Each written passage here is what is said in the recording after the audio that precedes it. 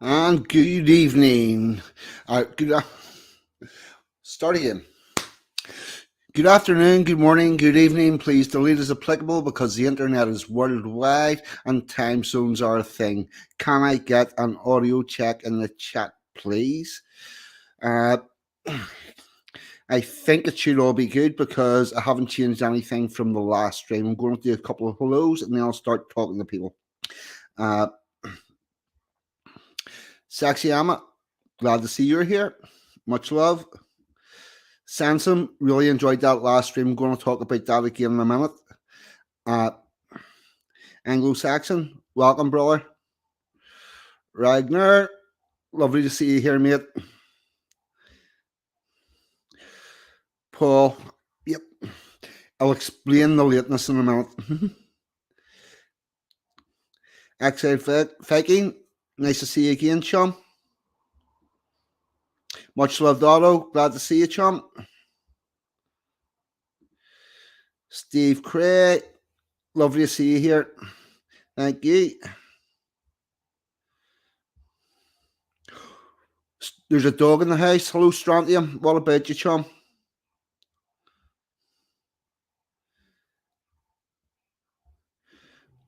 Broken Silence, glad to have you here, brother. And I think that is pretty much everyone. Yes. Where was I? Oh, Rory Hubert, what about you? Yes, and a big welcome to anybody that has came over here from the last stream there on with Sanson Communion Amigos News.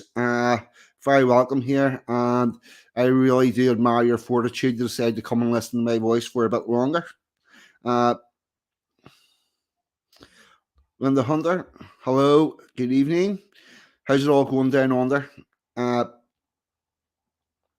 Yes, and Paul, you were saying about me being late. Oh, Dukes of Belford, audio sound good. Thanks very much, and glad to have you here, chum. Yes, I'm a little later than planned, but we had a very good stream there on Amigos News. It's not long finished, and I need to get myself sorted out and ready to go again. We've managed that, so we're back. As I was saying, anybody that has came from Amigos News, glad to have you here. Anybody that is here that doesn't normally go there, if you enjoy my stuff and want the good roundup of the week's news in the United Kingdom,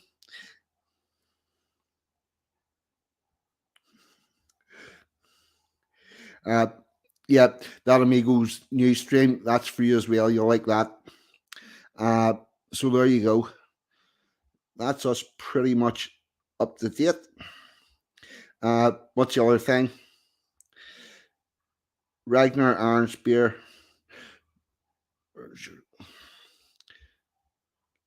I talk funny. It's just the way I talk, chum. But I'm glad you find it amusing. Yes, the news from Ragnar Arnspear and Jack London. They're streaming on a Sunday evening.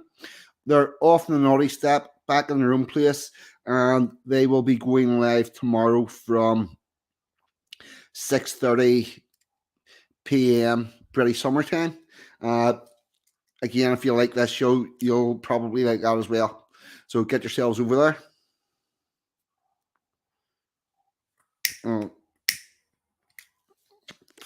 Yep, and there you go. With that, I'm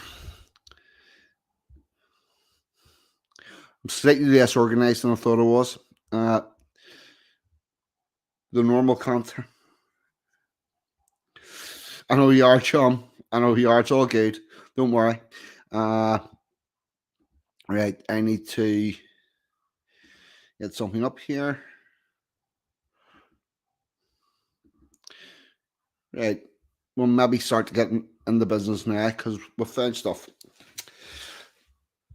Let's check through the chat.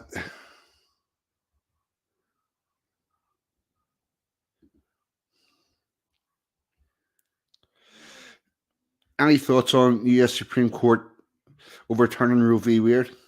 Yes, and they're probably going to surprise you. Uh, A, I'm glad that the abortion laws are going back to the states. However, what I would say is there's a massive equality problem with abortion law, no matter where it is. Uh, Generally speaking, we give women the ability to abort their child within a certain time from up to a certain term in the pregnancy, normally about 24 weeks, I think it is. Although other states have pushed that later and later and up until birth. Now, what I would like to see in the interest of equality is laws that give both prospective parents equal rights. Now, they're not going to be the exact same right because that doesn't work. But where a woman has the right to abort a child up to 24 weeks, I think a man should have the right to abort their legal and financial obligation during that same time period. Uh, where a woman wishes to abort a child, I think that the father should have the option of offering to let the woman take the child to term, take the the child whenever it's healthy to leave hospital, and tell the woman that she need never see, hear, or pay anything financially about the child. Uh, she could walk away free and clear there, and he would take on all of that responsibility. But I find it I I have a major problem with the lack of equality, where a woman has a choice of carrying a baby to term and raising it with the father, carrying a baby to term, raising it without the father, and with all the power of the state, forcing the father to pay for that child, or aborting that child with no input whatsoever from the father. So women have a lot of choices in that, and men's choices once the sperm leaves their body is whatever the woman decides, and that is not what equality looks like.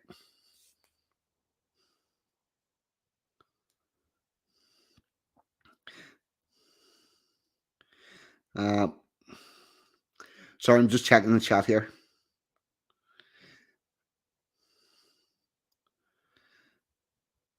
So that's basically where my thoughts on the abortion laws are.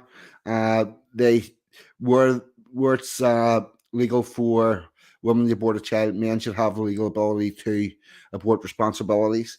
I have a lot of problems with the family court system. I have a lot of problems with the inequalities and everything around that. Uh, but there you go. So that being said and done, this is a nightclub, and we're going to attempt to lighten the mood. And right, ask a baby. Yeah, well, this is the other thing. The babies don't seem to have any rights in any of this whatsoever. And the babies, whenever they're male, don't seem to have a lot of rights whenever they come out of the womb either. For some strange women, for some strange reason, baby girls get more rights than baby boys. Don't know why, but that's just the way it is. Now, with that, we're going to try and lighten the mood and find something a bit funny or strange or different. Tarbridge, Robert Bruce. Yes, we're going to take a quick trip to the Nitrous Circus, and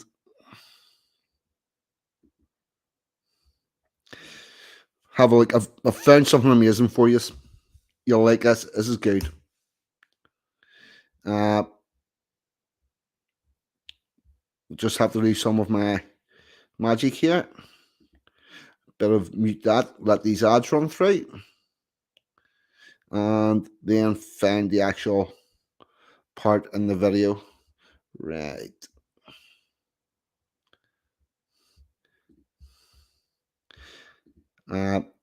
Here we go.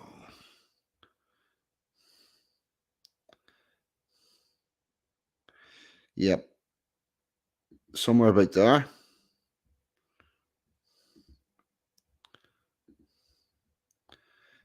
Right. 1 second, people. We've got advertisements and everything.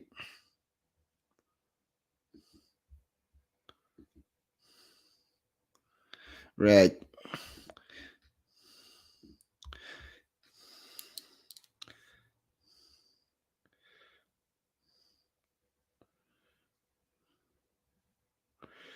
Sorry, I'm just going to have a look at what Alpha Gay says here.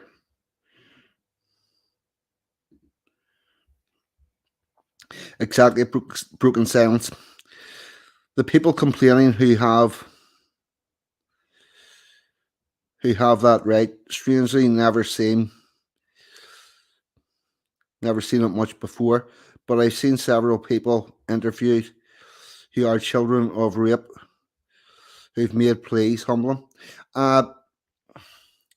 Yeah, really interesting fact here, Alpha. Roe v. Weird. Roe was the woman in that court case that got that ruling, who said she needed the abortion because she was raped. Turns out a lot of years later, she admitted that she made the whole fucking thing up, and it was a push to get it. Rapes account for approximately 1% of all those people. Next thing is, whenever you say rape, in what world do you reckon you're going to find the culprit, give them a fair trial, and convict them, and then manage to deliver the abortion? Because I don't think all of that's happening within the time frame. So, that would need to be proven on a case of law. And if you tie access to an abortion to rape, what you're going to get is lots and lots and lots of false accusations, because you're putting women in a choice where they really want an abortion, and the way to get it is to say he raped me. I don't think that's a really good idea at all. I don't think anybody wins out of that.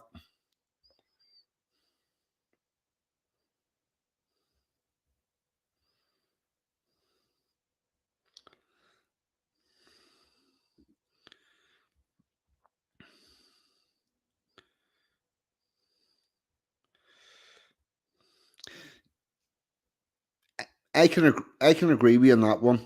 You know, I don't think it. I don't think that murdering a baby is a really good idea. Uh, but I don't think you're going to get much movement until both parents get equal parenting rights on any of that. I think it's a lot more. Yep, that happens. That happens all the friggin' time.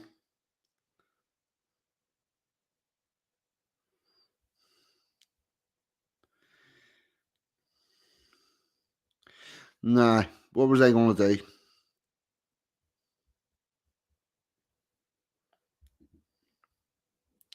Yes, it is. It totally is. Whenever they were all wearing their t-shirts about 4 years ago saying "share out your abortion," yes, it is.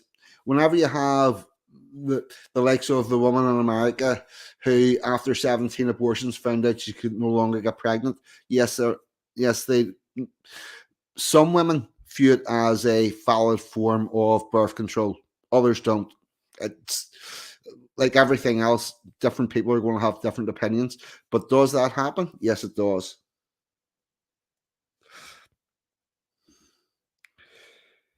Exactly. Nitrous circles where we're going.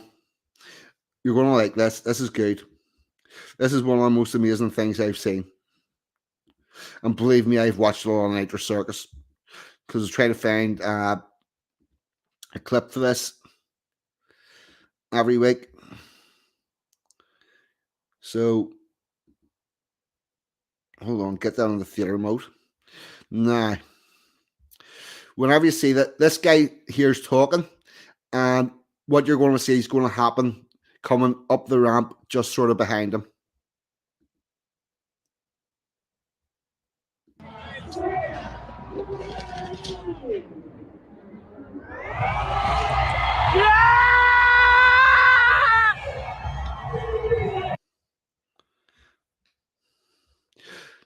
Do you want to see that again? Do you? Do you want to see that again?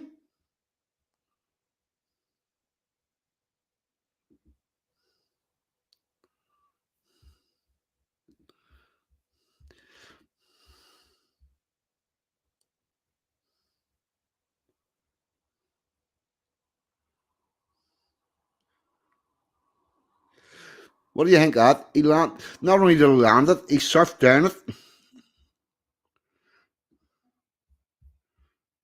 Too hard. It's like I'm pulling hard. I don't want to not rotate.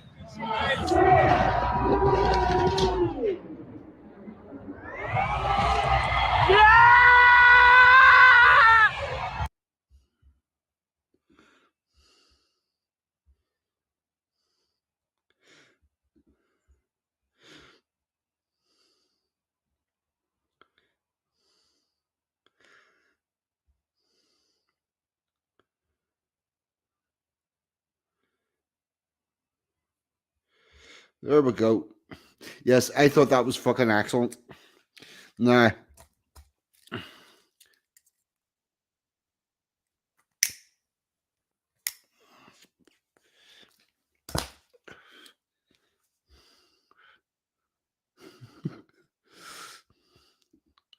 yeah, off can do that on his mind.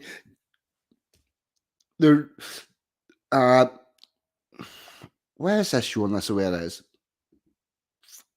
That's better. That's the way I like that to go. Yeah. The problem is whenever you try to, whenever you think you can do it in your mind and then you give it a go, it doesn't always work out like that. Nah. Right, here we go. Do you want some kids' tricks going down that ramp? Or something completely different? And believe me, my completely different strange sport for this week is fucking completely different. It's next level madness. So I'm going to say one for kids' tricks on the ramp and two for something different. And we'll give that a couple of minutes to percolate, or a little bit anyway.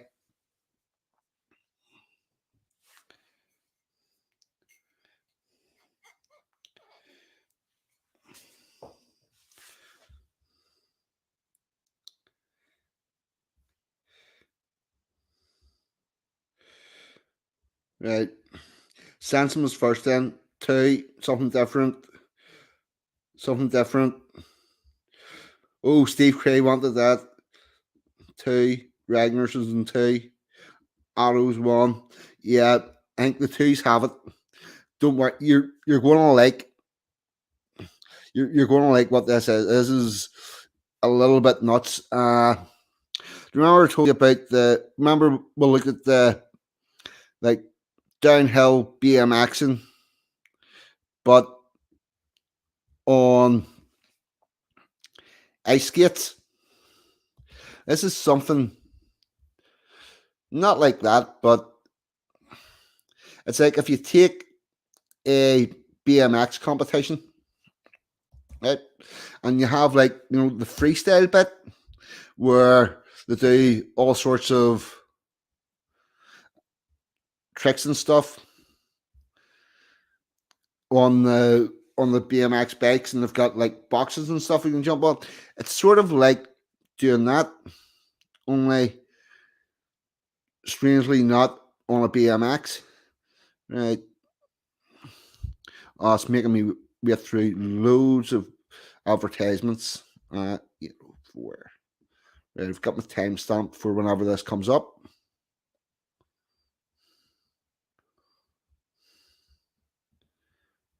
Here we go.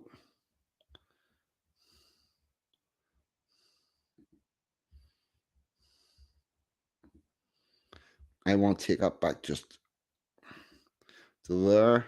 Get this advertisement off. Back to StreamYard. Share my screen. Share screen. Chrome tab. Yes, freestyle. That's the name for it. Freestyle pogo sticks. Actually, the commentary for this is quite good as well. One more shot to get first. Speaking of first, that's where Biff Hutchison is sitting here on his second run, coming down and a big peg grab, front flip 180 off of the box. Are you kidding me? And then a no-handed judo backflip. Biff just going crazy for the judges right now. Stick flip right there, and he's looking to hold on to that top spot. Another nice front 180, and then onto that death plank. He's already had one huge flip off of there. Let's see what he has right here. And then a one-handed kind of cowboy bebop backflip. Are you kidding me? Biff holding on to that first place spot, picking up.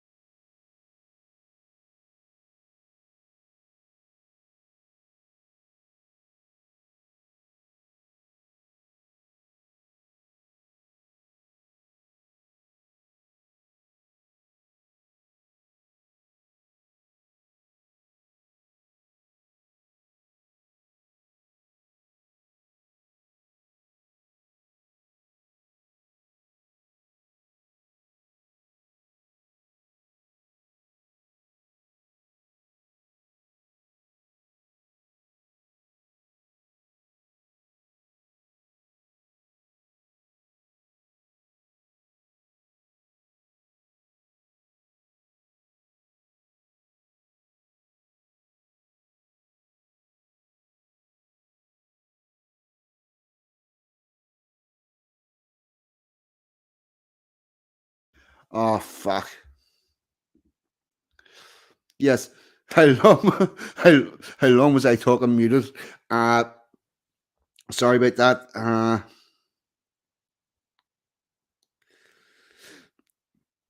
Yep. Here we go. Right. I'm back and talking.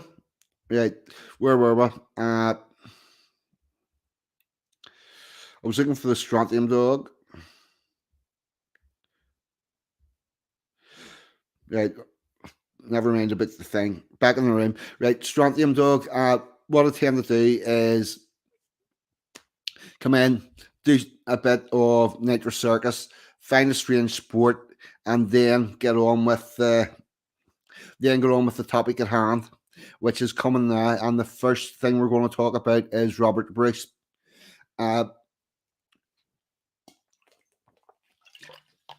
have been talking about I try to talk about some British culture, tradition, or history that is related to the time scale that, or the week of the event. And it turned out, whenever I was looking at this, I thought last week we had summer solstice. The week before that we had ram roasting or something, and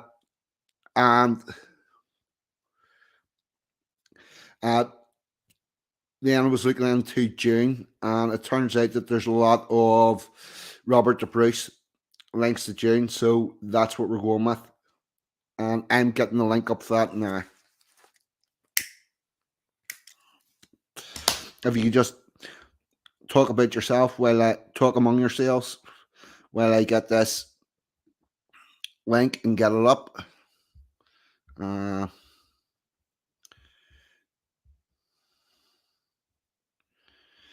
Yes, the big battle that was Robert the Bruce was involved in was the Battle of Bannockburn, and that happened in June 1314. So that's sort of what brought Robert the Bruce into it. And getting the website up now. The other thing, whenever I was doing my research into this, you'll never believe this.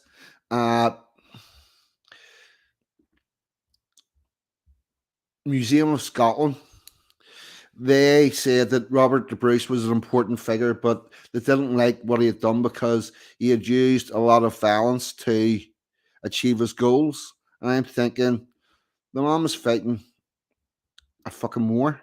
I would like to think that he was using violence to achieve his ends. Because if you don't, it doesn't tend to work too well for you. Yep, that's a good level of zoom. And we're going to share screen. Share screen. Chrome tab. Robert Bruce, father of Scottish independence. Up we go.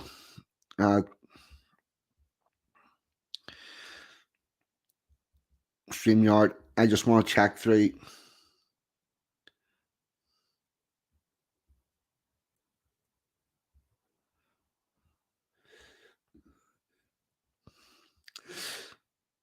I could do a good background check to this.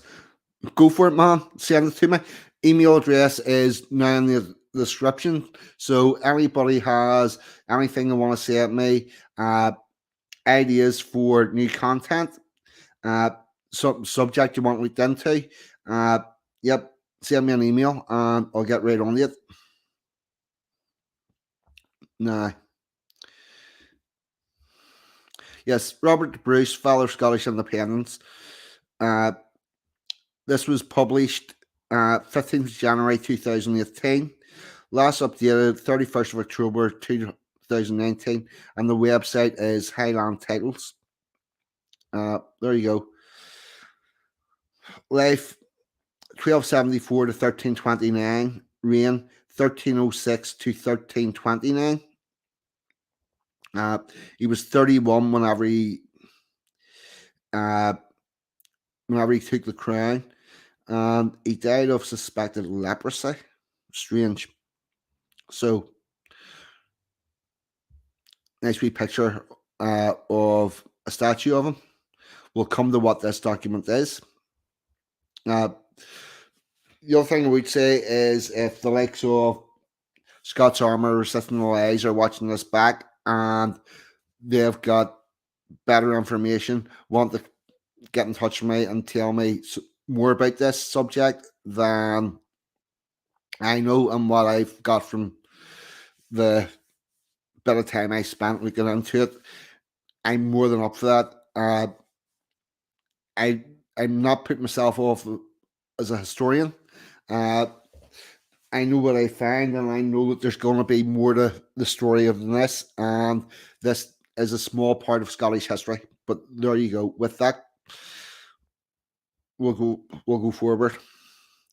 Elizabeth II's 19th great grandfather, Robert Bruce, Robert I, was born in 1274. He was not the first Robert Bruce in his family's lineage, nor the only one to make attempts at the Scottish throne. Born of formidable stock, it is said that his mother, Marjorie, Countess of Carrick, held his father captive until he agreed to marry her. Shotgun wedding? Maybe sword wedding? And I wonder, is that Carrick in Scotland or Ireland? Is it like Carrick Fergus? Don't know. Bruce's lasting legacy is his enduring and successful fight for Scottish independence.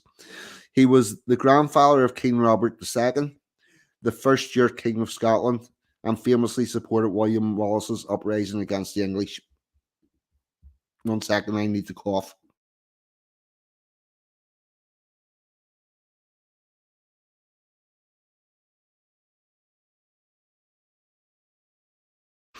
Sorry, people, that is going to happen. I need to mute and cough because I've already been talking for a few hours before I started this, and it doesn't help the whole situation.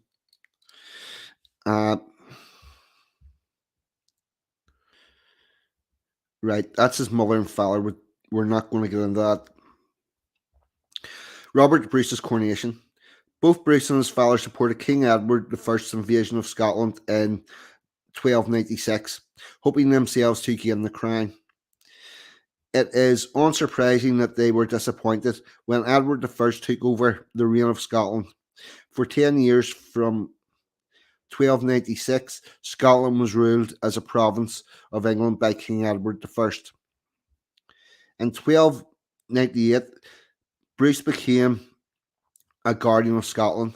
After an argument with John Cromley, his biggest rival for the Scottish throne. He stabbed him to death in a church in Dumfries. That's one way to go about it. Shortly afterwards, he claimed the throne and was crowned alongside his wife Elizabeth at Scone on the 25th of March 1306. The year following his coronation, the Bruce was deposed by Edward's army and forced to flee. His wife and daughters were taken prisoner, and 3 of his brothers were murdered. Bruce retreated to an island off the coast of Northern Ireland. It would be really interesting finding out exactly which island that was.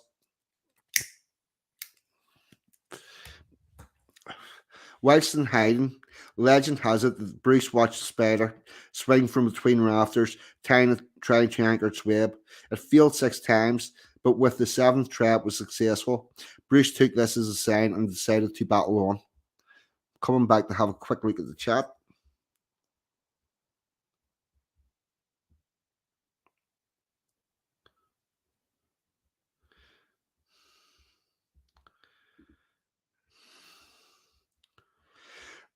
Rags, I don't know exactly off the top of my head what year William Wallace was. The most I know about William Wallace is that Braveheart film was what's it? Bullshit. Uh,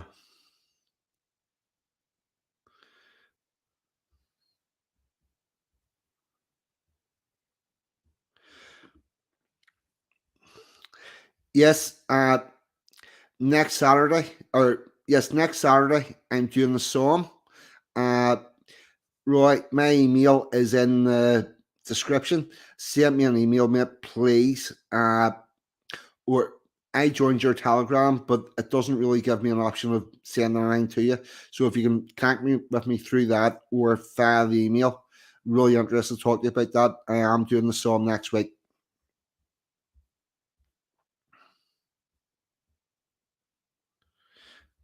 All right, let's see. I just want to check.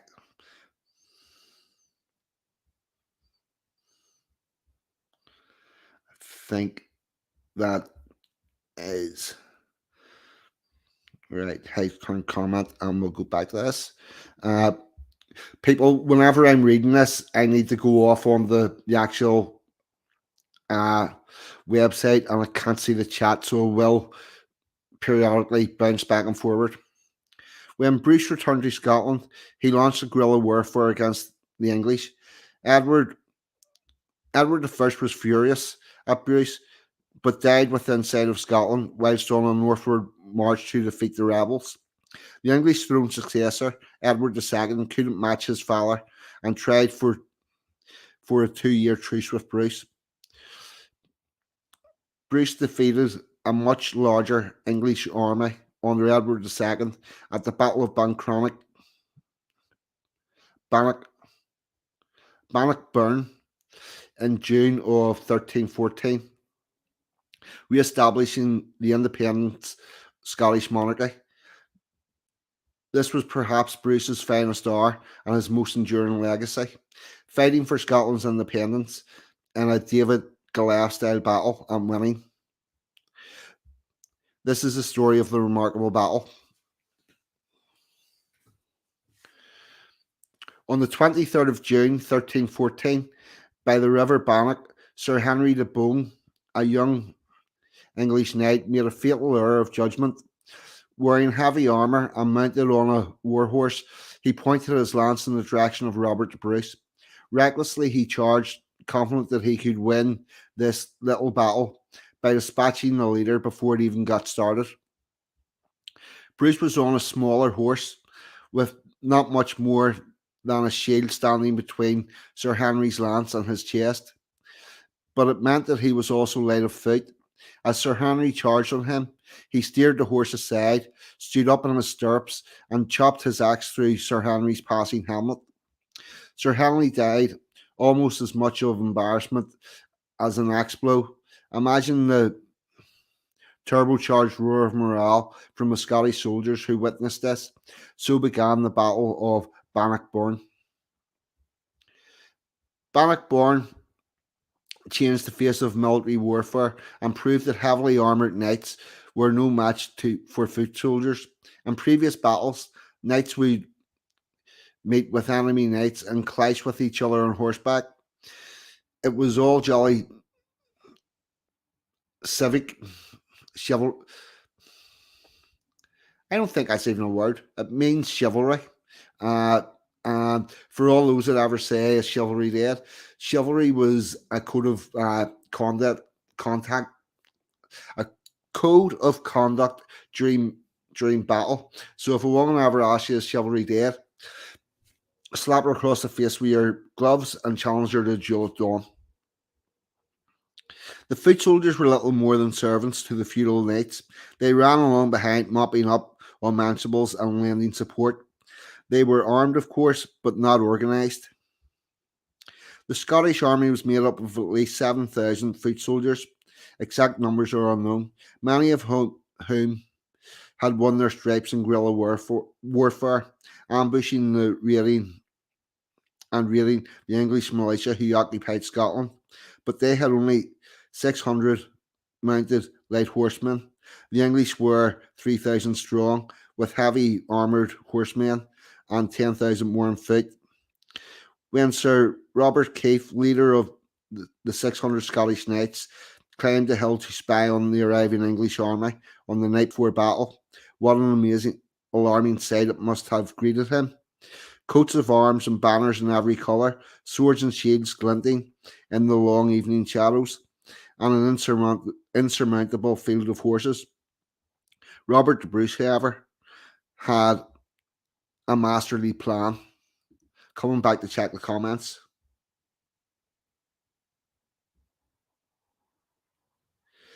Yes, that is going to come up, the Welsh archers.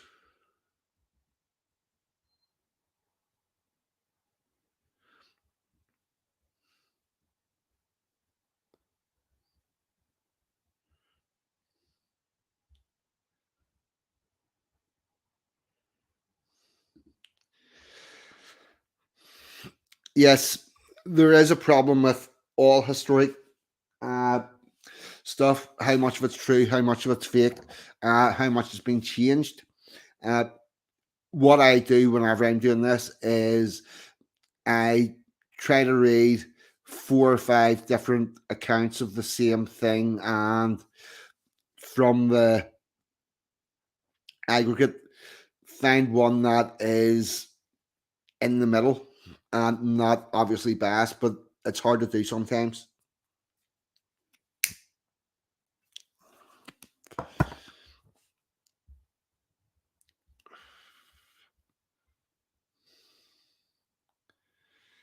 Uh,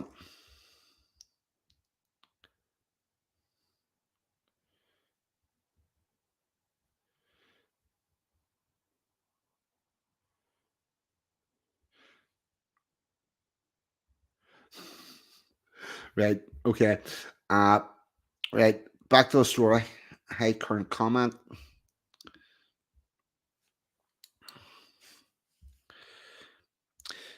William Wallace had begun the War of Independence that won back castle after castle, town after town for the Scottish. When he was executed for treason in 1505, Rags, there's your date there. Edward I regained control and all seemed lost. Then Robert de Bruce got the fire in his belly and reinstituted the same guerrilla strategies. He was crowned King of Scotland at Scone in 1306. So it was only the year after Wallace died, which is quite a feat. And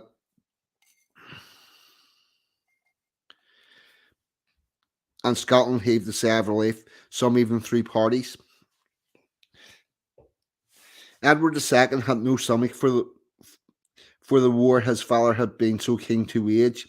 Immersed in his personal battles at home, he neglected his castles north of the border, and Robert's army took full advantage of that. One by one, they fell to the Scottish. Stirling Castle was one of the last remaining strongholds of English control.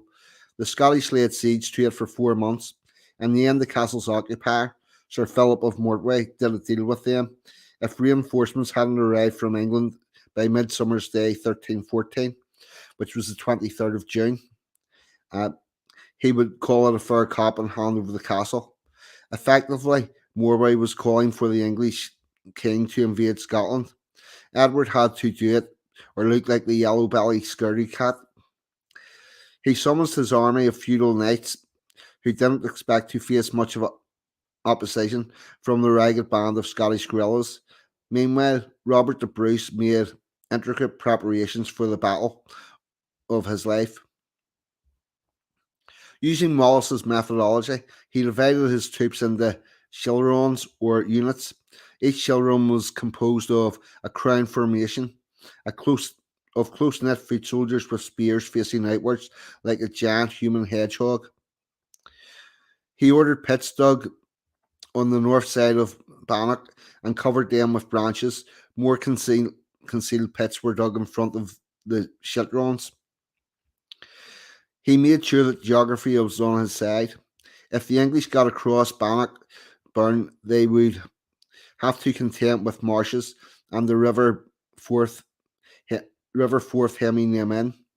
The only way to cross Bannock directly to the battleground was by a narrow ford.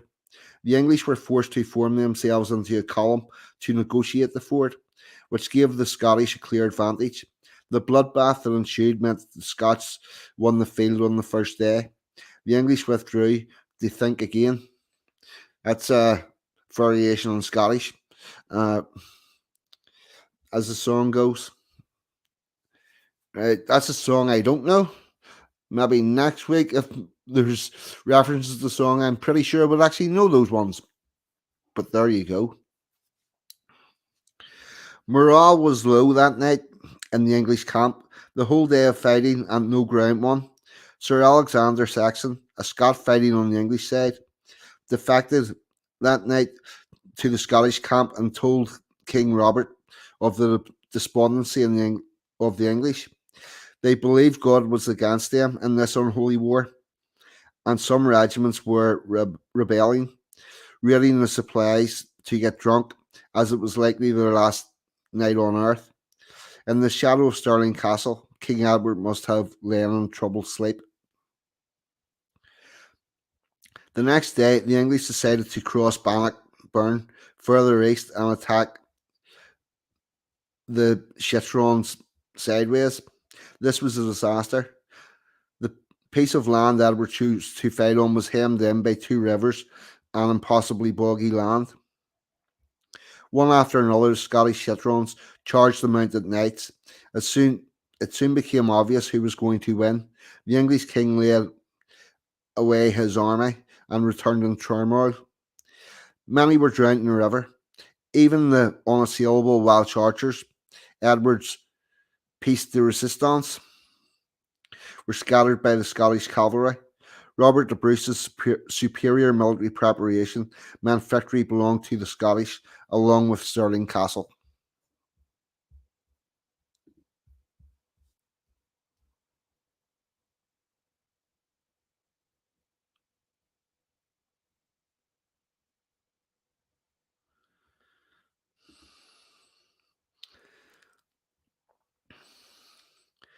Macbeth, when Barnum Wood comes to Dashane. I don't really know any Shakespeare, mate, to be honest with you. Uh, just checking through comments here. See if there's anything. Real Vincent Griffin. Yes, well, there's various forms of gorillas.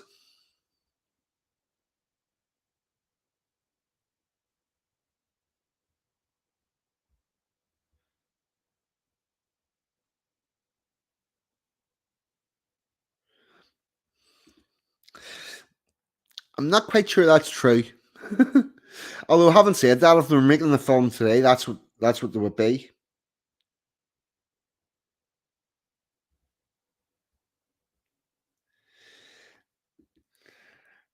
The very fact that it's in that film makes me doubt it.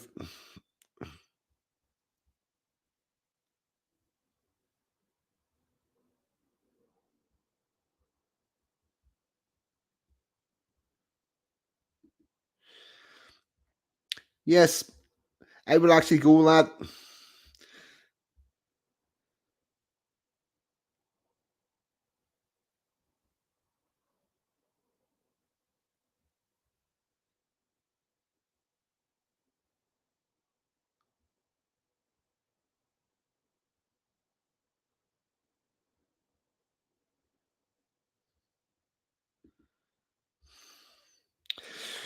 On these islands, what is Scottish or English? Taking the land, led by a king, subjects separate by monarchs that shagged each other to form a union. I love my Scottish neighbours, by the way. Well, I'm just glad that they did form a union.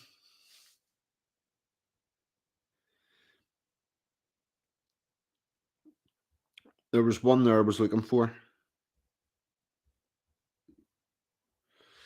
The soldiers covered themselves in branches of the wood and attacked Dunblane. Yeah, good camouflage.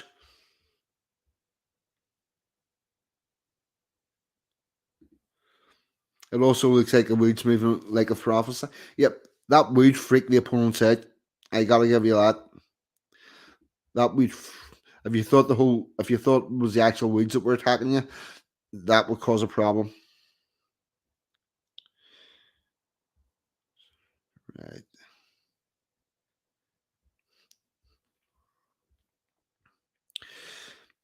This battle was a major turning point of the war, which eventually ended in the Treaty of Edinburgh and Northampton in 1328. Unfortunately, this was broken by Edward III in 1333, inflaming a second and more complex war, which finally died out in 1357. An uneasy peace grew from the ashes. Today, Scotland and England only wage war on the football pitch, where the animosity never dies, and the rugby pitch. Robert the Bruce and the Declaration of Arbroath. However, Edward II did not relinquish the reign lightly. In 1320, Scotland's most influential people sent a letter to Pope John, not Google Roman numerals, XX11. I'm going to guess at 12, but I could be totally wrong. Don't know. Uh, Claiming Bruce was their rightful monarch. This letter became known as the Declaration of Arbroath, assessing the antiquity of the Scottish people to and their monarchy. It was several years before Bruce finally was recognised as the king of an independent Scotland, the year before his death. And this is a quote from the Declaration of Arbroath. It is, in truth, not for glory, nor riches, nor honour that we are fighting, but for freedom, and for that alone, which no one honest man gives up, but with life itself.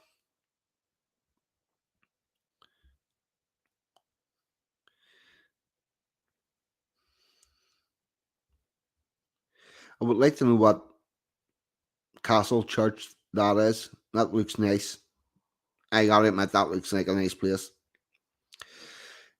Independence was officially recognised by the Treaty of Edinburgh between Robert I and Edward III in 1328, ending a 3-decade war of independence.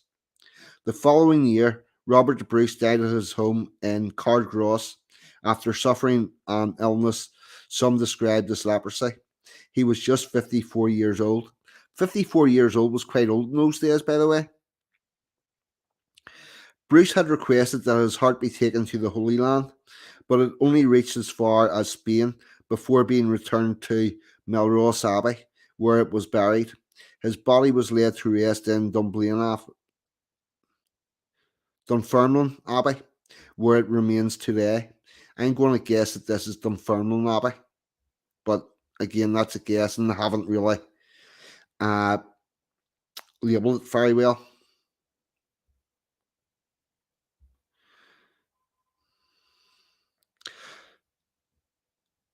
Robert Bruce statues and monuments.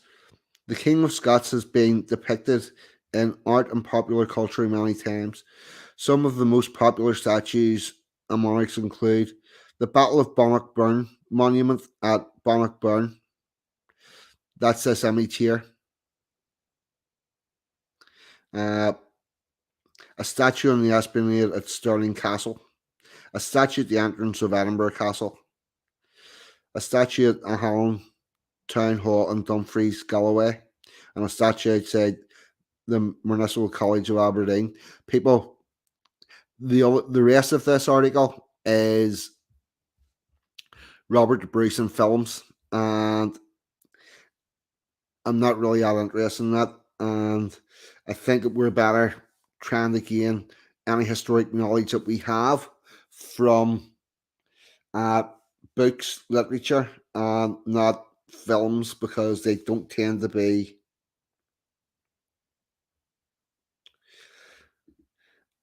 accurate. Unloved Otto. Wonder why they died so young. Fresh air, organic food, plenty of exercise, hard labour, plague, wars. Life was really hard there, even if you were a king.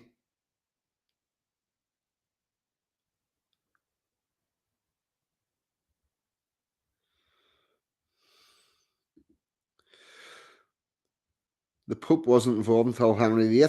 The Pope was in charge of everything until Henry VIII. I think you'll find. If you had any disagreement at all, you could just go to the Pope and he would decree it so. And after Henry VIII, that started to change, which led into the Reformation, the creation of the Church of England, and all of that stuff.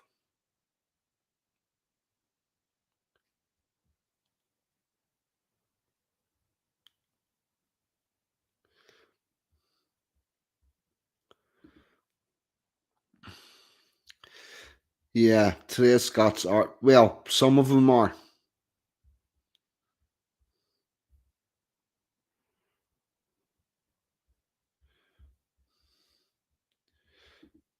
Yes, it is a lovely statue.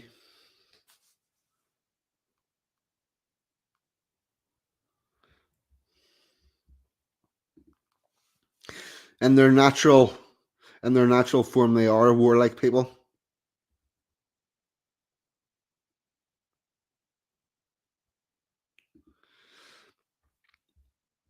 Yeah, that's because the the Protestant religion was starting to would have been taking place with Lutheran pretty close to them, and then Henry VIII went down the reformist movement in England.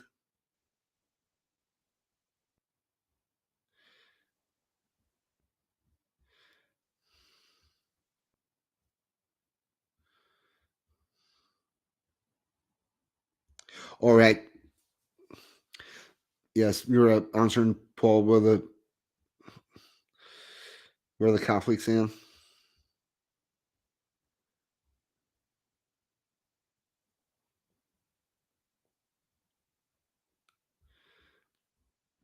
I'm just checking that I haven't missed any.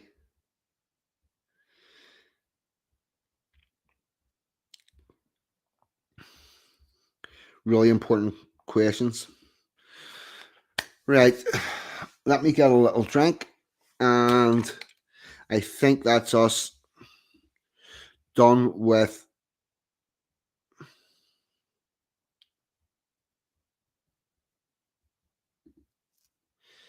I can send you a fine scale genetic history of Scotland.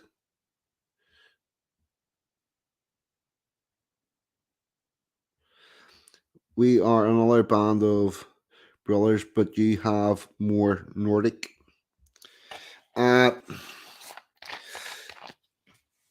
This is where it all gets confusing, Tom, because I be of Ulster Scots stock.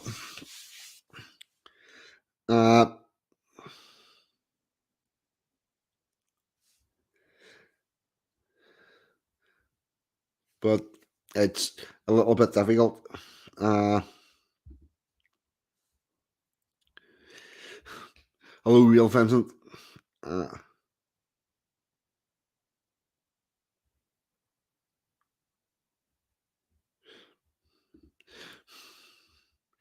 Right. Now, let's see. I'm going to move to our next subject, which is a little more lighthearted and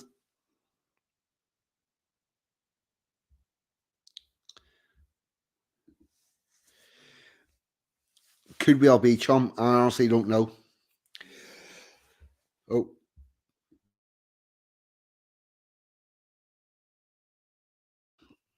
I hope we got that mute on before the coughing started.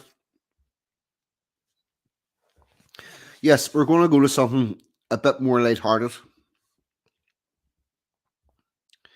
Uh,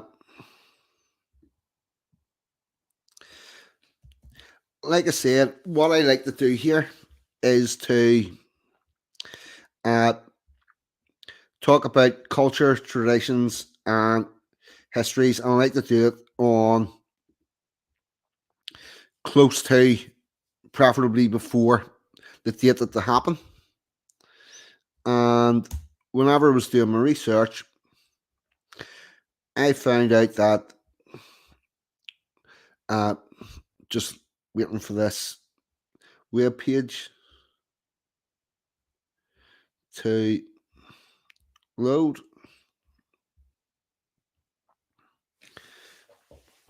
Here we go. Yeah. What we do in June, there's a village in England that hosts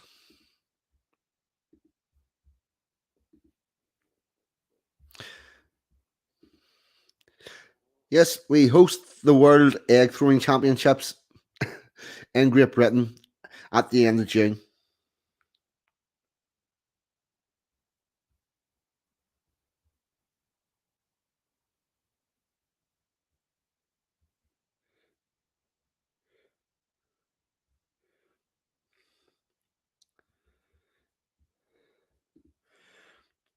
Yeah, that's what I'm going to be doing with this channel. We have a problem where our schools have not taught us shit about our history. Until I actually started to look into it from this stream. Yeah, I'd heard the name Robert the Bruce, no idea what he did, no idea how important he was in Scotland's history.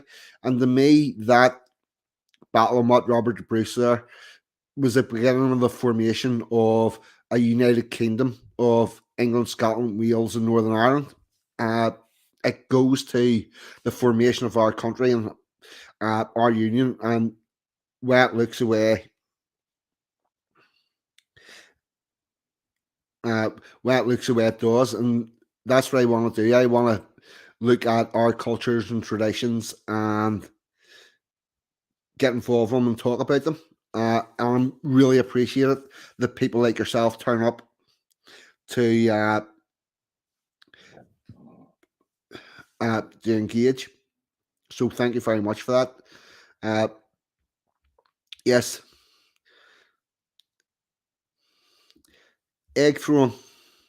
Ancient village hosts egg throwing championships, and there's a nice picture of somebody not catching an egg. So the strange sport of egg throwing returns as the ancient village of Swatton in Lincolnshire, England, hosts the World Egg Throwing Championships this weekend. Actually, I'm going to zoom this in a little bit.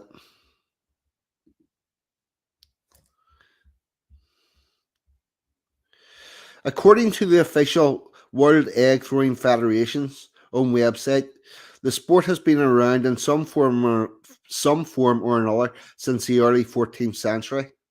In 1322, when the newly appointed abbot took possession of the parish of Swatton by royal decree, it is said that he was the only person to own chickens and ensured the attendance of his church the attendance at church of his peasants by providing them with aims of one egg for each attendee.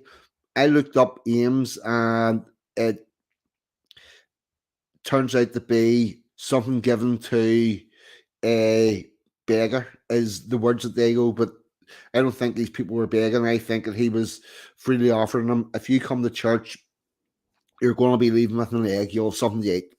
And eggs would have been very rare for these people.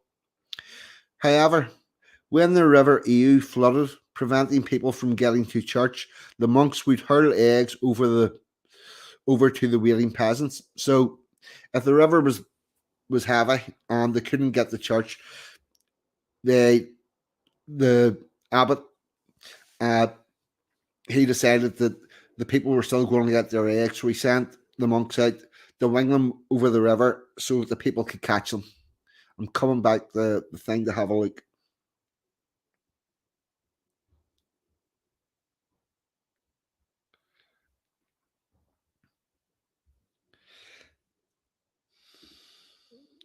How dare they call us eccentric?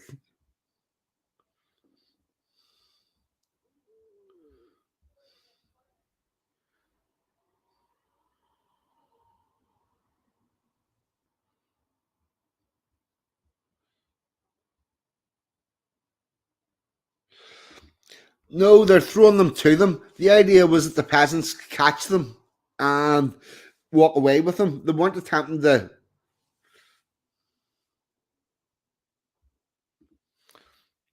Yep. Were you here for the cheese rolling show? Was it that? Was either last week or the week before that?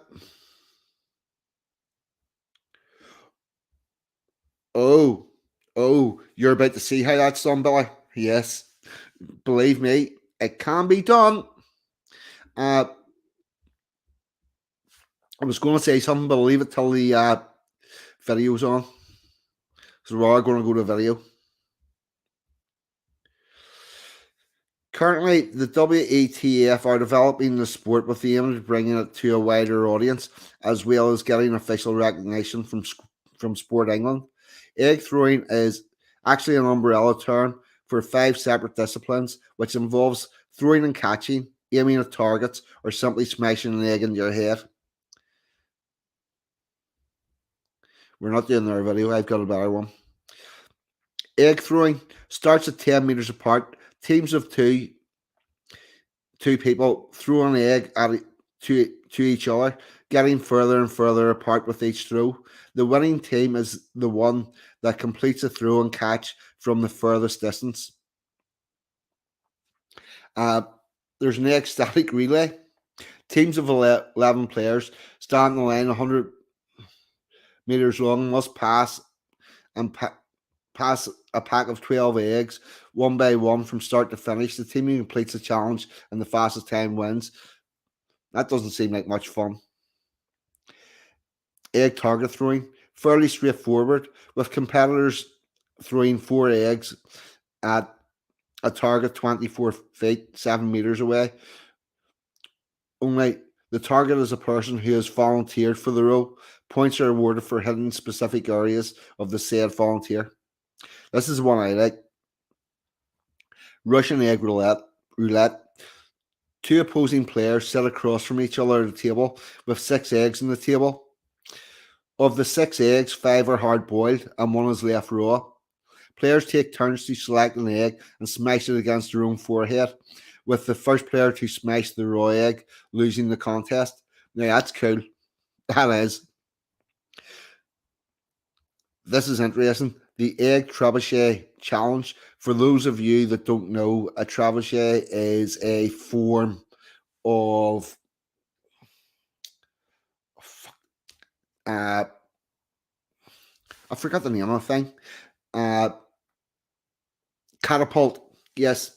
Like a wooden catapult that you would see used in a siege to throw rocks.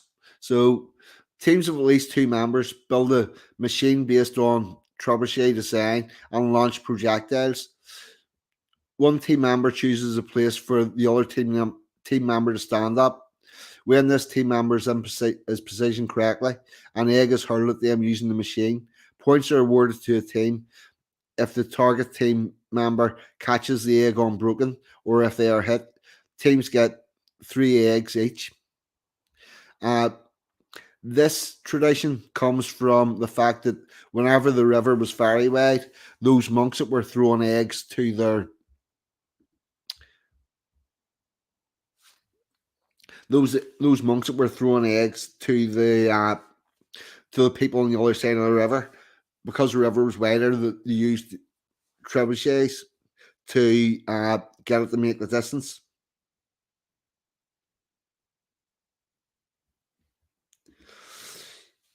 Yes, it's Russian roulette with eggs.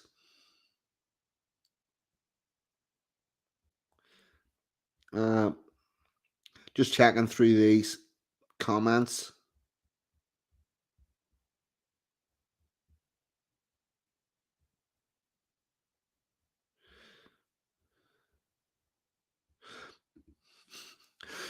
We can have a good egg throwing, yes.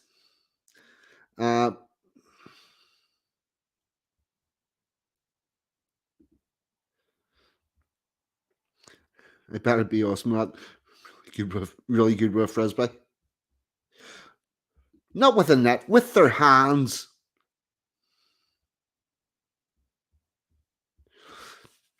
You're about to see that. Here comes the video.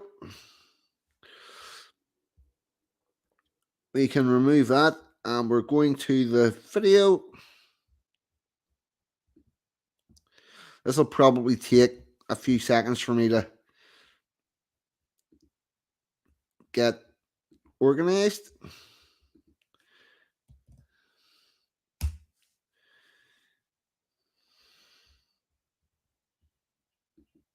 Right, yes, and it's done this thing with advertisements and all.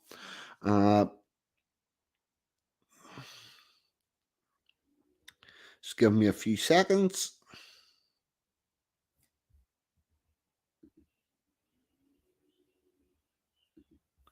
Right.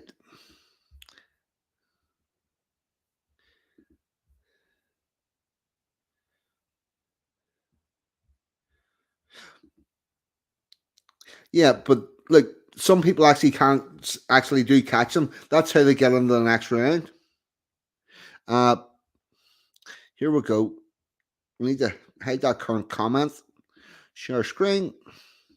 Share screen.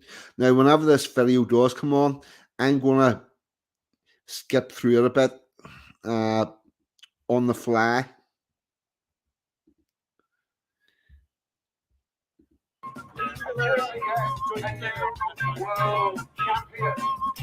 And I'm muting my mic so you don't hear stuff from me. Hold on, is there audio there? Now, I seem a bit crowded at this stage.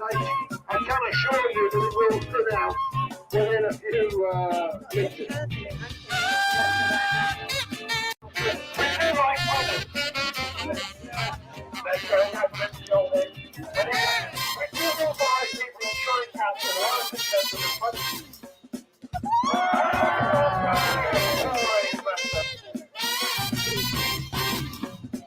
Judge is getting confused.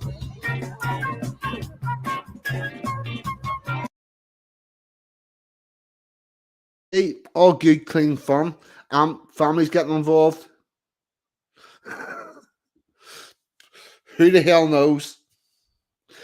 Yes, families getting involved, pinging eggs, throwing them and catching them. I'm going to skip forward a bit till we get a bit more distance in it.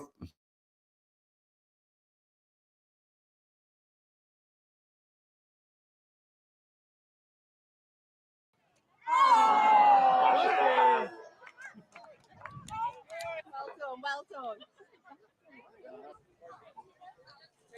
Oh, lucky Jack. There you go. Well done. There it is. First time over to Australia. Overarm. Better scratches in his hands. There. Nice and high. He can have this.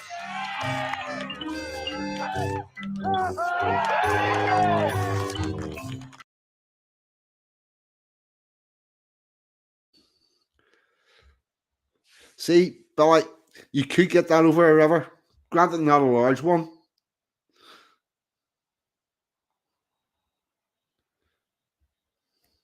Uh, so they're getting quite a distance on this.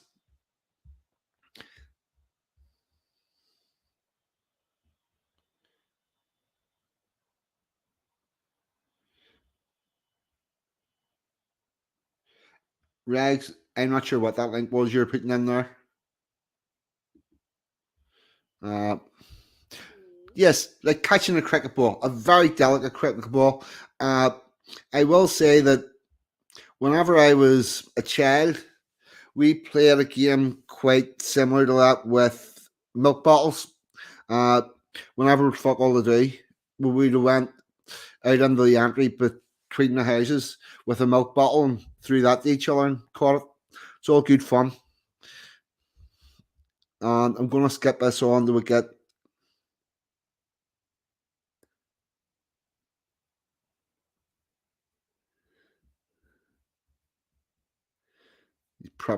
he's proper excited. Right, here we go. I'm going to skip this on.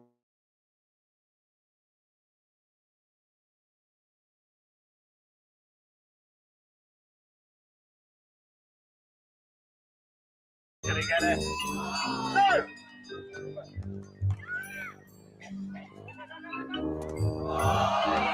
It smashes and dives, they're out.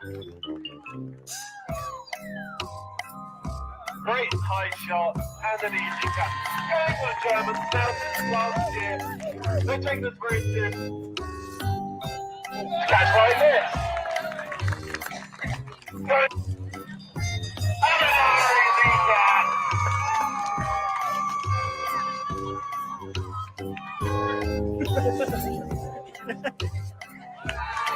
Another catch, makes it easy. Trying to find the next one.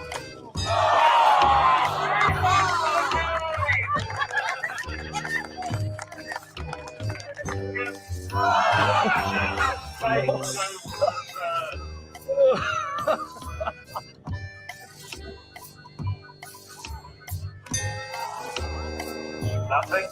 Yeah, but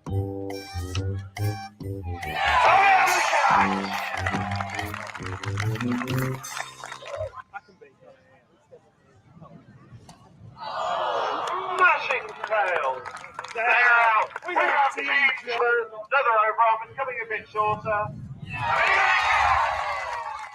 It was tough, to be honest. I think the eggs were better this year, and we had a downward wind, so it helped an awful lot. But it's mainly down to him, because you can't throw it that far, you can't catch it. So it's all in the tossing. All in the tossing. It's good. We lost. All worth it.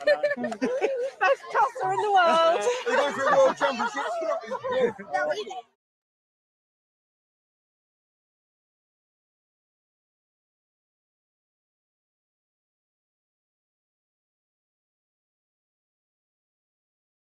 There you go. That's a bit of egg throwing championships. I thought that was quite good. I hope you all enjoyed that as well. How we going, people? Ooh, we've lost a few people. We're down to 14. But there you go.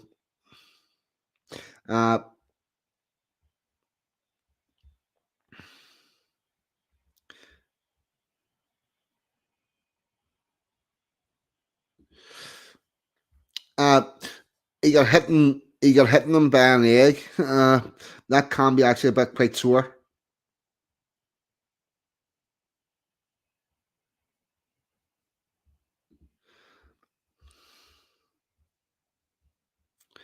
Yeah, it actually not only is it good fun, it does serve a purpose where I live. There are times whenever the ability to catch a milk bottle comes in handy.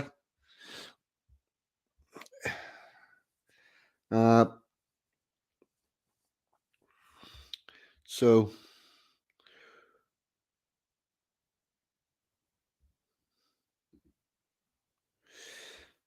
community, that's unity and strength.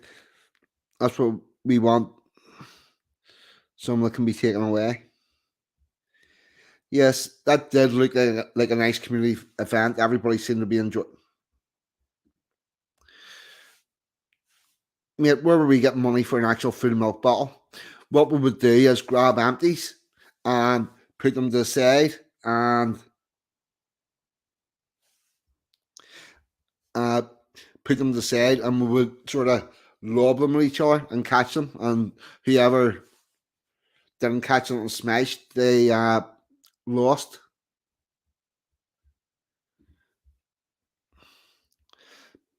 Yes, I know throwing and catching glass is dangerous, but see, whenever you're walking on a parade and people start throwing glass bottles over the wall, the only way you've got around to throw back at them is if you can actually catch the fucking bottles.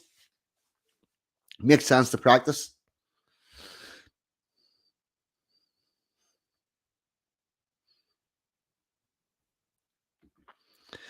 Right.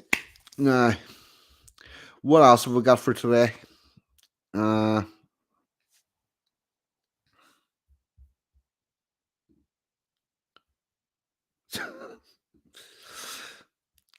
We never actually had any injuries, which is another strange thing. You know,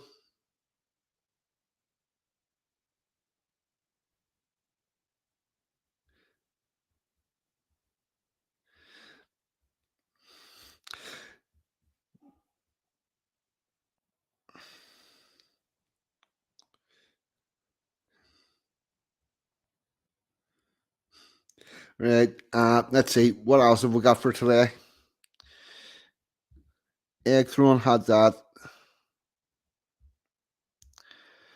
Battle of Bung Door. Oh, yes. Switch this out. Put this in.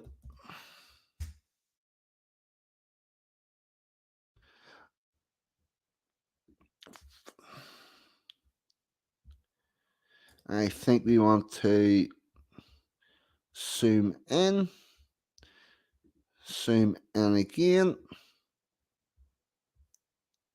Yep, that will do.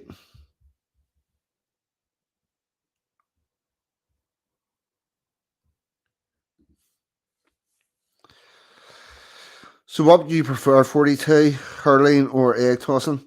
I've never ever played hurling. Don't really want anything to do with. That egg tossing looks fun, chum.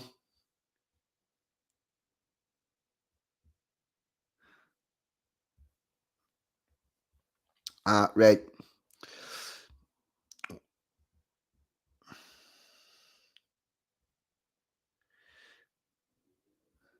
Now, hide that comment and share the screen.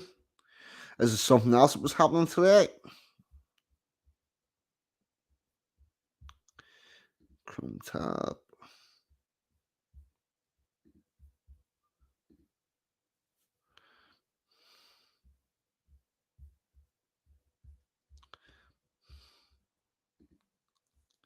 Yep, that is up. Oh, what have I missed?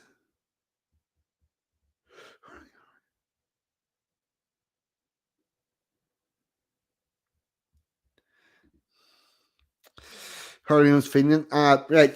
Strontium dog in the round about 1880, 1890, the Gaelic Athletic Association was formed to promote the Irish language and Irish traditional sports. And on meeting one, they invented the rules to hurling and Gaelic football because this traditional sport didn't didn't exist previous to that. So they invented it, and it's a sport that I've never partaken in. The other thing about it is whenever we play sports in schools in Northern Ireland, your school, the school that you go to, will dictate what sports you play.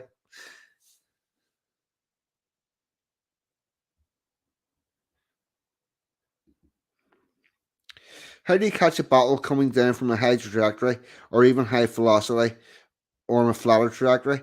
I would suggest a tarp stretched to slow it down with battles without breaking them. No, Billy. What you do is, same with a cricket ball, you judge the trajectory, you put your hands out, you clamp round it, and you move down along with the ball. And it doesn't break.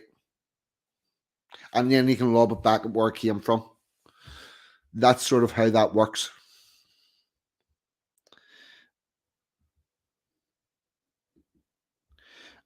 Yes, Armed Forces Day, Saturday, 25th of June, 2022.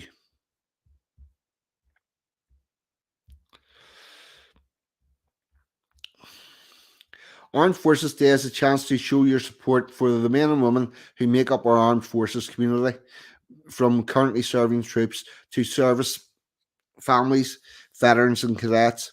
There are many ways for people and communities and organisations across the country to show their support and get involved. When Armed Forces Day takes place on the last Saturday of June. Armed Forces Day celebrates begin Monday, 20th of June, when the Armed Forces Day flag is raised in the buildings, on buildings and famous landmarks across the country. Reserves Day, 22nd of June, will also provide an opportunity for the country to recognise our reserve forces, where physical and virtual events are being held across the country to mark this year's Armed Forces Day. Events may be affected by COVID-19 bullshit.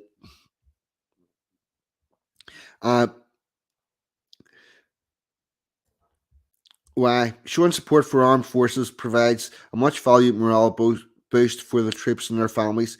You can find out more about what they are doing at home and abroad, at home and around the world, by visiting official sites of Royal Navy, British Army, and Royal Air Force. The public show of support for the armed forces on Armed Forces Day. But did you know the Armed Forces Covenant outlines how the government, businesses, and communities in support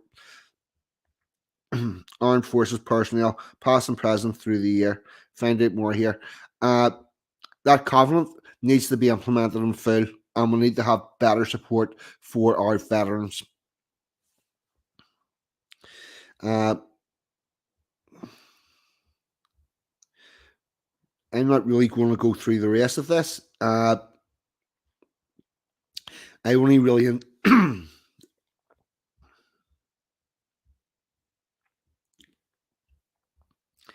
No, it's Inquisitive Bill. I only really put this up for a wee quick thing. Last Sunday in June for next year, if you're looking for something to do, you might want to get involved with Armed Forces Day, and this was just a wee quick thing.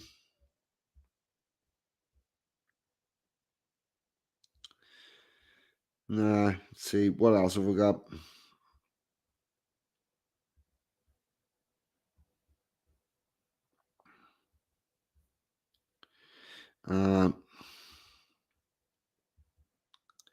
Yes, Inquisitive Bill works fine, Billy.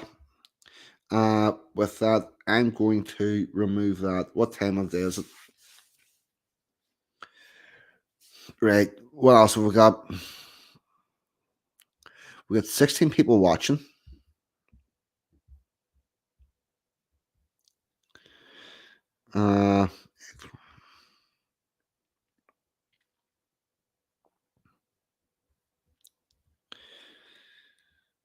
Right. We're going to have a quick look at Tower Bridge. Because why the hell not? Tower Bridge, by the way, was opened in June. I can't remember which June right off the top of my head.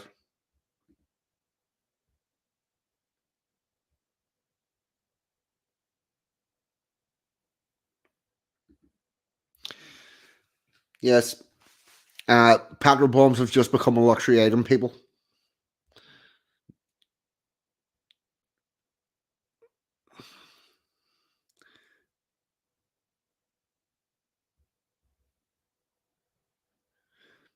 Oh, 1 second, just have a cough.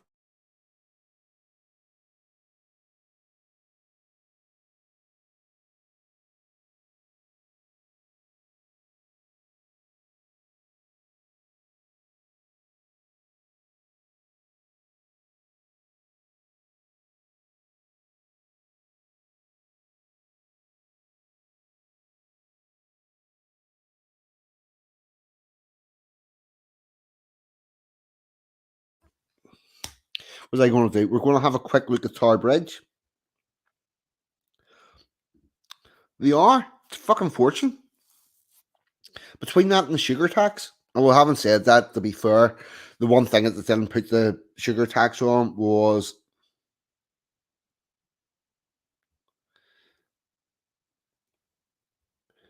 the one thing they didn't put the sugar tax on was sugar. Uh,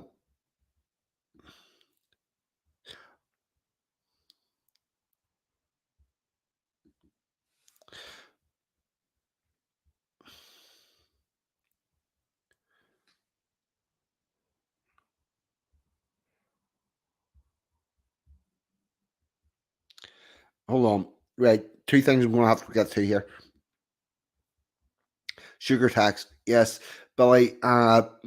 In the UK, the government introduced a sugar tax, and they didn't put it on sugar. They put it on fizzy drinks that contain sugar, and it put up the price of Coca-Cola and Fanta and all sorts of stuff. But they didn't actually increase the price of sugar. Uh, I'm not quite sure why you're saying sugar. Were you curious as to its use? The wonderful, delectable MG. Uh, what was the other thing?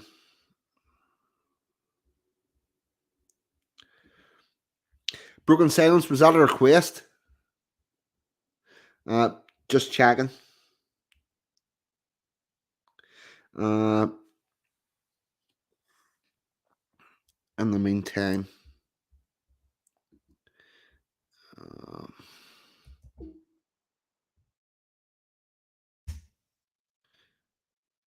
let's see. Oh, holy fuck. I don't want to know about your real strike, and I'll accept your.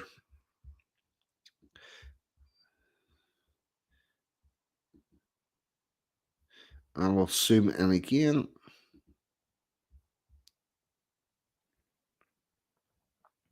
Yes, this will not take very long indeed. StreamYard.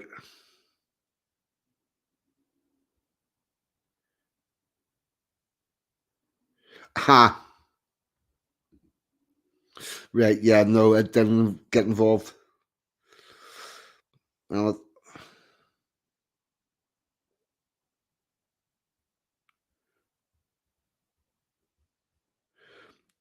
oh, Billy never answers that question. Amaji, you should know that by now. Nah. Was I going share screen?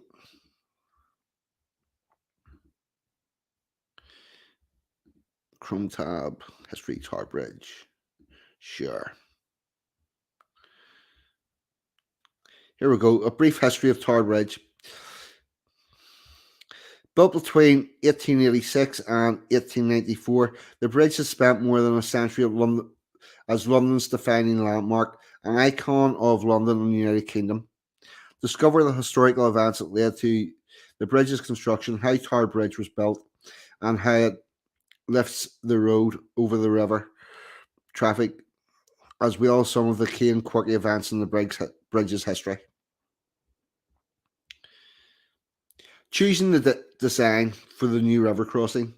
A huge challenge faced by the City of London Corporation, how to build a bridge downstream of London Bridge without disrupting the river traffic activities.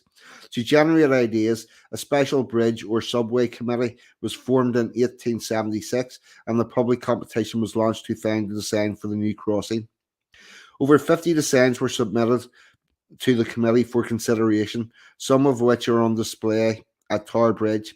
It wasn't until October 1884, however, that Sir Horace Jones, the city architect, in collaboration with John Wolfe Barry, offered the chosen design of Tower Bridge as a solution. Now, let me just get back to the chat.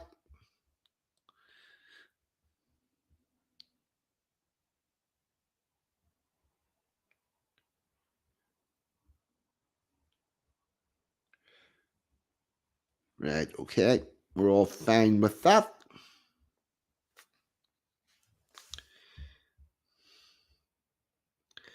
Check out these guys here.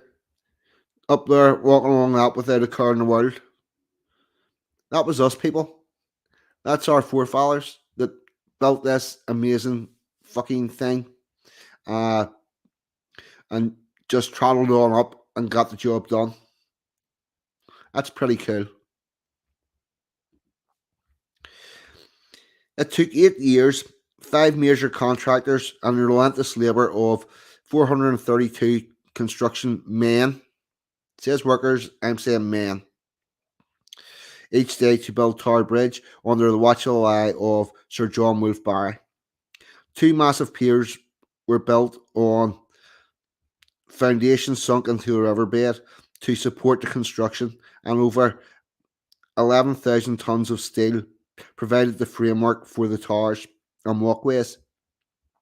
This framework was clad in Cornish granite and Portland stone to protect the underlying steelwork and give the bridge a more pleasing appearance.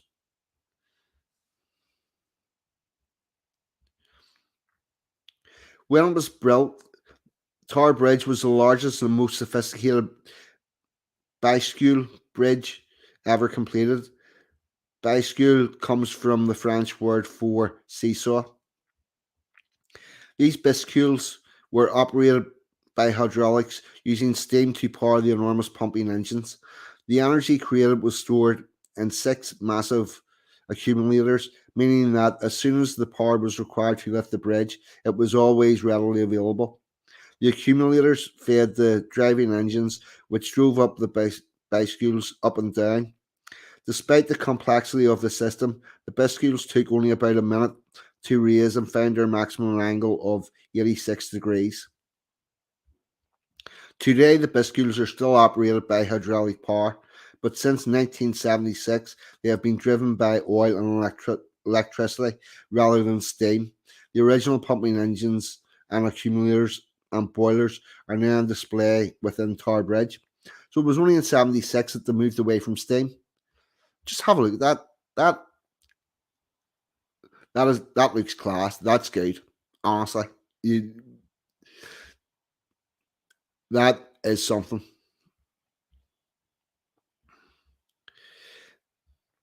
Like, we did that in 1886. Construction of Tower Bridge began on April 22nd, 1886. 1894, Tower Bridge was opened by the Prince and Princess of Wales with great celebration on the 30th of June. There we go. That's why I went to Tower Bridge on this one, because it's this month's event. 1910, the high-level walkways, which were designed so that the public could still cross the bridge when it was raised, were closed due to lack of use. In 1912, during a stunt, Frank McLean flew between the biscules and the high-level walkways with his short seaplane. He then proceeded to fly under at least 3 other bridges on his way to Westminster. He was not the last person to do that, and the last person to do that was a lot more exciting. 1952, the number 78 London bus, driven by Albert Gunther on its way across the bridge, had to leap from one biscule to the other when the bridge began to rise. We didn't fancy doing that in the bus.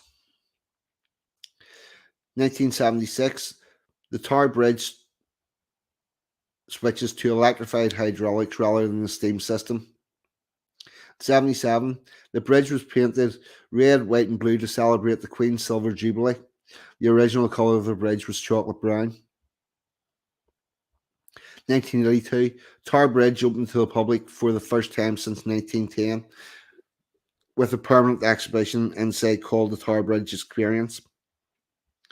2012, playing focal point on the London Olympics this year saw the Olympic ring suspended from the waterways and James Bond and the Queen fly through in a helicopter during the opening ceremony.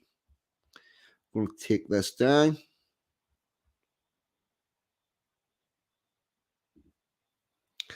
Exactly, Streaky Bacon.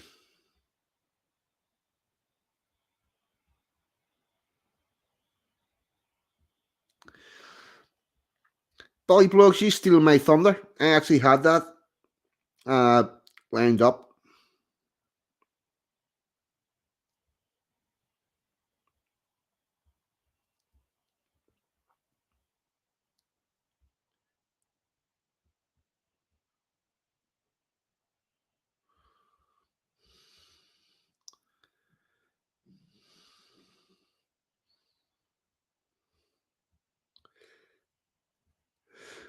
Broke it. Oh, talking about copyright strikes. Listen up, people. Last week, remember we played that Portland song? It's no longer in the video. The next day, I got a copyright strike, worldwide takedown, and I had to use that fucking editing thing to edit that little bit out. I felt like I actually had a proper YouTube channel having to do all that crap, but yeah. So I'm not quite ready for doing that again this week, but I will keep that in mind. The outro song I have got for today, it's not one of the ones I've used before, and it is quite good.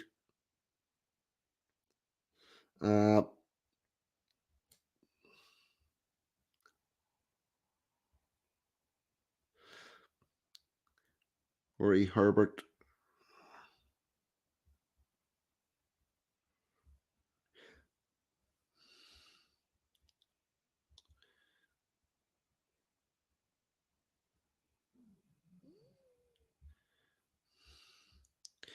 Right.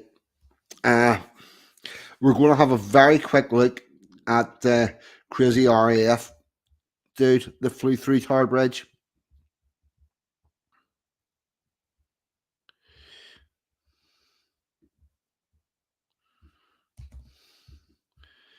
The other thing that I had found was HMS Belfast, which is just across the way, but we're not going to be going on that tonight. And we're skim reading this.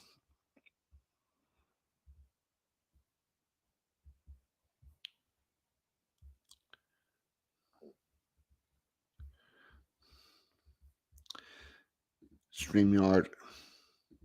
Sure.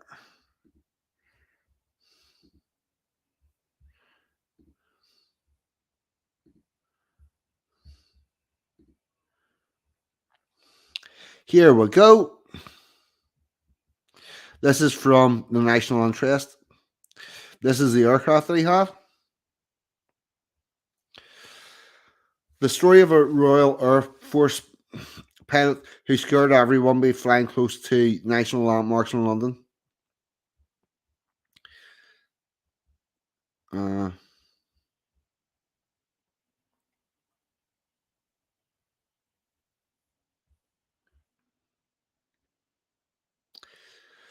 The so-called Hawker Hunter Tower Bridge incident occurred on the 5th of April 1968 when Royal Air Force RAF pilot Alan Pollock performed unauthorised low flying over several London landmarks and then flew through the span of Tower Bridge and the Thames. His actions were to mark the 50th anniversary of the founding of the RAF and as a demonstration against the Ministry of Defence for not celebrating it. In the 1960s, the British defence industry saw a shifting emphasis from the manned aircraft towards guided missiles, originating from 1957. Defence White Paper of the British Defence Minister Duncan Samboys, the British aircraft industry had slipped into general decline and morale in the aerial service. The British Armed Forces was low. Pollock loved the RAF and felt that its 50th anniversary should be celebrated with a fly past over London. There had been an official dinner and a few parades, but no fly past. This, he felt, was a terrible sight. The one thing at the Air Force's blood was that you celebrated in the air, not in the ground. Pollock, now 82, says in an article appeared in the Daily Mail and brought to our attention by Giulio Christine, a reader of the Aviation Greek Club. He was serving at the time in Number 1 Squadron, the RAF's oldest unit. As such, he believed it had a responsibility to take the lead in ensuring a half century was celebrated properly. You can hear my voice starting to go here, chums. So I'm going to finish this and then we're wrapping this up. Pollock decided to stage a fly past of his own. On the 4th of April, he and 3 other Hunter pilots from his squadron had flown from their base in West Ryman in Norfolk RAF Tagmire in Sussex, the former home of Number 1 Squadron, where they were hoping to celebrate the base being given the freedom of the city of Gloucester. He decided that following day, on their way back, he would make a detour over the capital. It was worth flying over London, even if I was going to get court-martialed, Alan says. At the very least, the trial would give him a chance to have his say on the problems facing the Air Force. Shortly after takeoff in the morning of April 5th, Alan slipped away from the other Hunters. He told his fellow pilots he had lost visual contact and that he was having problems maintaining spoken communication by tapping out coded messages using his radio transmitter. Within a few minutes, and keeping low to avoid commercial air traffic, he reached Heathrow Airport, where he turned right and headed for Richmond Park and then the Thames. As Pollock recalls, flying over the river he would be the safest and quietest route through the capital. I went over the Thames because I didn't want to cause any trouble. You think? He dropped to about 150 feet and began to fly over bridges, keeping low to the middle of the river and looking at the helicopters.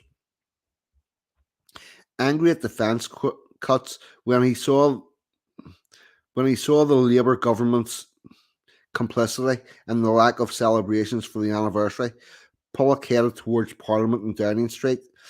As he crossed Vauxhall Bridge, he saw Westminster in the distance. Just as Big Ben struck midday, he opened the Hunter's throttle and began 3 low circuits of Parliament. He shook the windows of the Parliament buildings. I put the power on then, I thought. Stuff them, let them hear some noise. The funny thing was, at the time they were discussing noise abatement.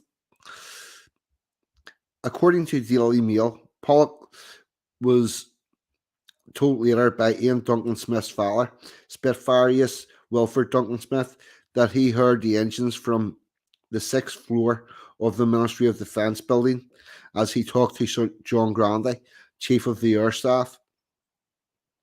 Sir John looked up towards the sky, trying to see the plane. Duncan Smith had to put him right, telling him, "No, look down there." Meanwhile, Alan was searching for Downing Street. I wanted to make noise over number 10 as well. I didn't have a target map, so I couldn't see where I was. He wagged the Hunter's wings in tribute as he passed over the RAF Memorial by Whitehall and then headed downstream towards the city. The jet flies safely over Humford Bridge, Waterloo Bridge, Blackfriars Bridge, Southwark Bridge, and London Bridge. Then there was a surprise. There, staring me in the face, was Tower Bridge. I'd forgotten I was there. He later wrote in a book, The Empire of Clouds, when Britain aircraft ruled the world, of his decision to fly through Tower Bridge. Until this very instant, I'd had absolutely no idea that, of course, Tower Bridge would be there.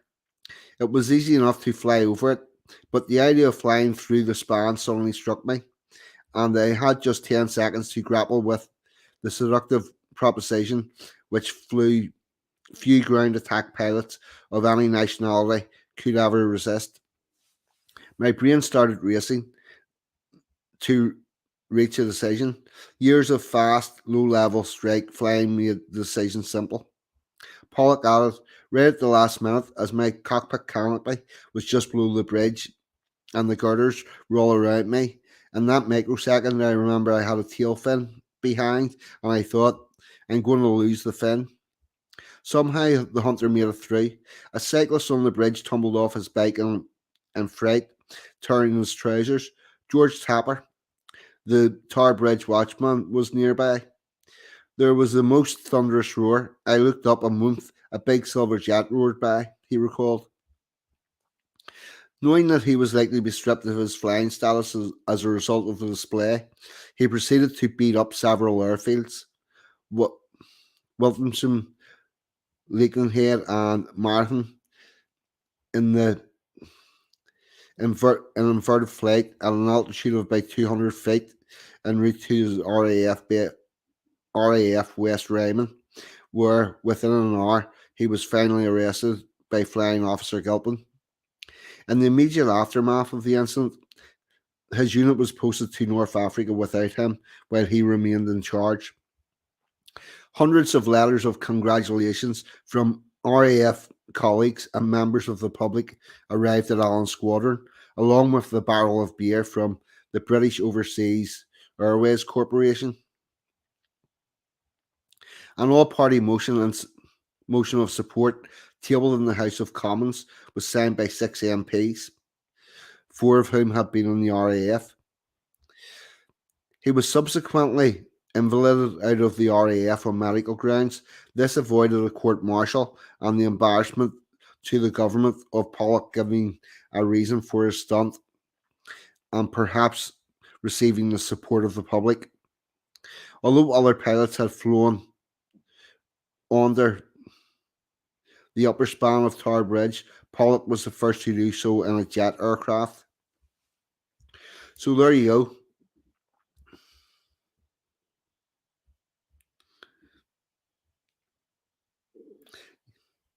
Yep, Barlow Bridge is.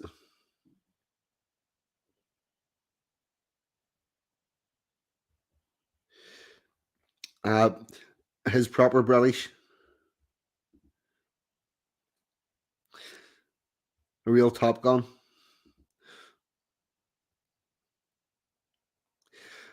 All right, Rags. How do you two? Yes, this man Ragnar Arnspear and Jack London are going to be on tomorrow evening from 6:30, I believe. You'll get yourselves over for that. Oh. I served in one squadron, HAC, part of the oldest surviving regiment of the British Army, given its charter by Henry VIII in 1537. HAC, Rory, I'm a miss for that. I don't know what that is.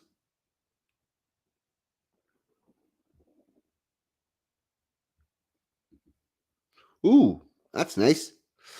Rory Herbert met Ian Duncan Smith once at school sports day with his daughter.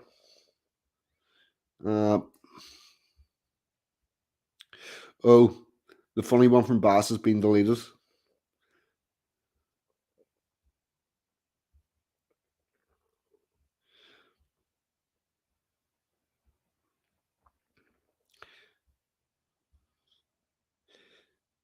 Right. People, I've been going for almost 2 hours on this one and a couple of hours on the previous one. And I'm shastered and my throat's starting to go.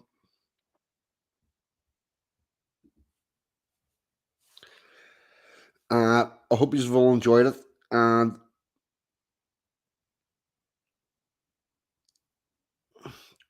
Rory, my email's in the description list.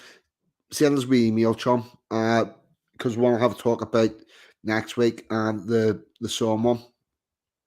I would like to get you at least a bit involved in that.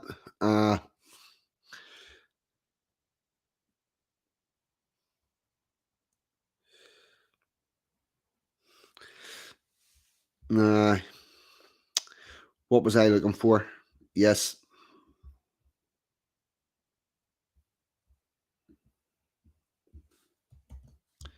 I think you're going to like this. I hope you are. Tonight's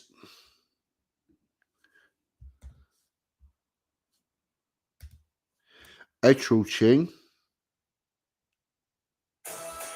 Oh shit. Where's this got adverts? This should not have adverts. This is almost like, oh.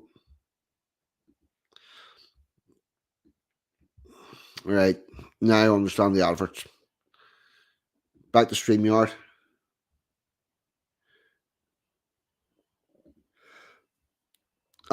Very welcome. Right. I'm going to stick some music on. What I wanted to say was thanks every one among you. Really glad you all came. I hope you enjoyed. Hope you got something interesting out of it.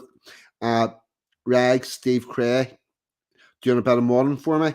Thank you very much. I'll see you all next week, or probably on someone else's stream tomorrow. Yep, there was ads before the YouTube video, but I thought there wouldn't have been on that one, but there was. I'm going to get this, fetch this up now, and I'll stick some comments up on the screen. Thank you all. Really glad you came. Hope you enjoyed. And I'm pretty much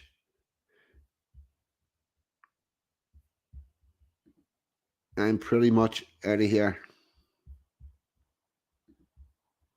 Soy boy. All right, hang on. Stop! Shut the fuck up!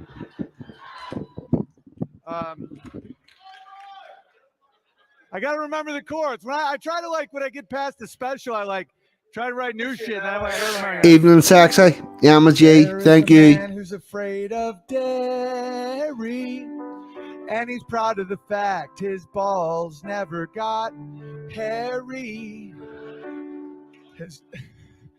He can't give the D, cause he's got no T.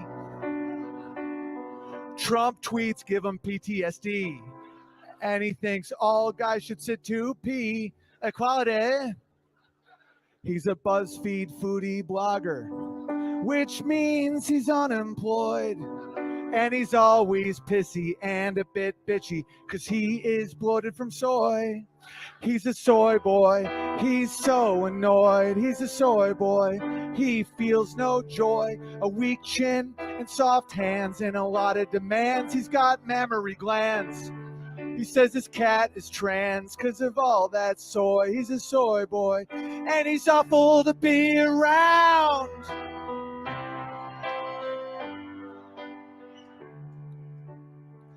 He thinks Sean King is black and Caitlyn Jenner is a brave and beautiful chick. His ankles are thick and he says shit like Colin Kaepernick should have been a first round pick. He's an ally to women when he marches in the streets. But don't drink with them ladies. He's Hillary on Facebook, but he's Bill in the sheets. Rape! He's a soy boy. He's so annoyed. He's a soy boy. He feels no joy. His gender is soy. His emotions are soy. He's soy-cum-sized. And he's always pissed because he's a socialist. And he's awful to be around today. Thank you.